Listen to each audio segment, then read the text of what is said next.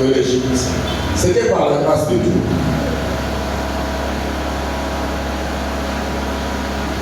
Mais lorsque le peuple de Dieu a péché, Moïse est monté à la montagne pour implorer Dieu. Mais Moïse ne savait pas que la grâce de Dieu reposait sur lui.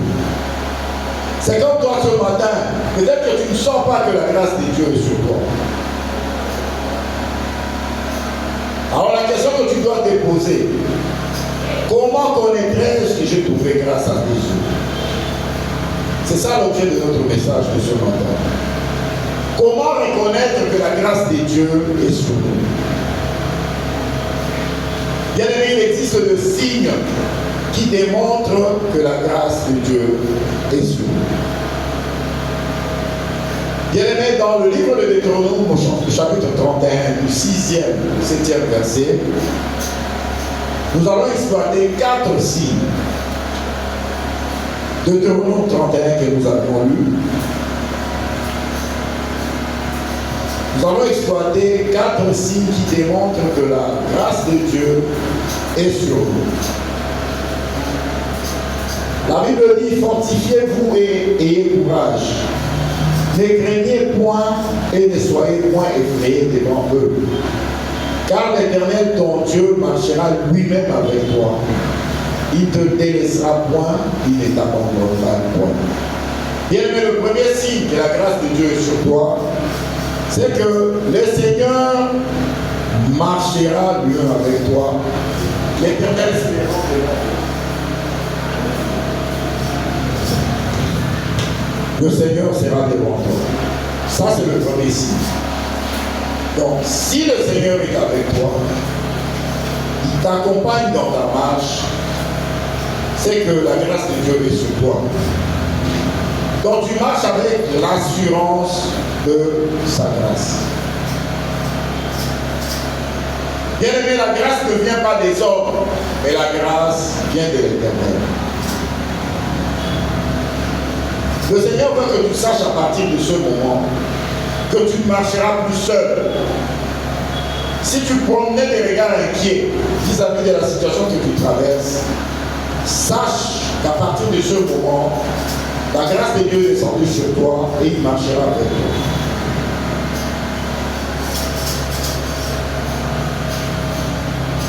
Dans l'évangile selon Luc au chapitre 18, le Seigneur Jésus dit aux apôtres, allons sur l'autre bord.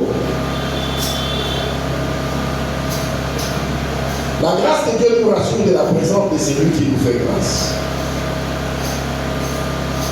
Lorsque Jésus a dit, allons sur l'autre bord, Jésus est monté avec eux sur la barque. Bien aimé, malgré la tempête, Jésus-Christ était avec eux sur la barque.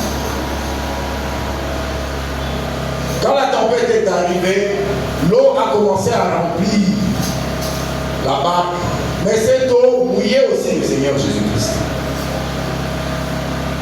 Donc, le Seigneur Jésus-Christ était avec eux.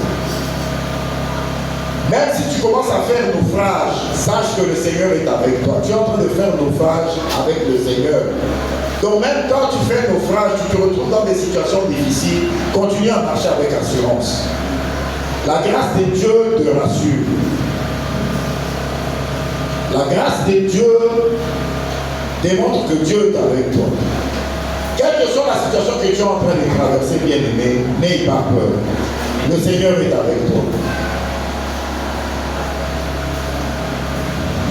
Ton Dieu que tu es en train de prier n'a pas peur de ta situation. Parce que lui, il est au-dessus de toute cette situation. Alors pourquoi toi tu vas craindre?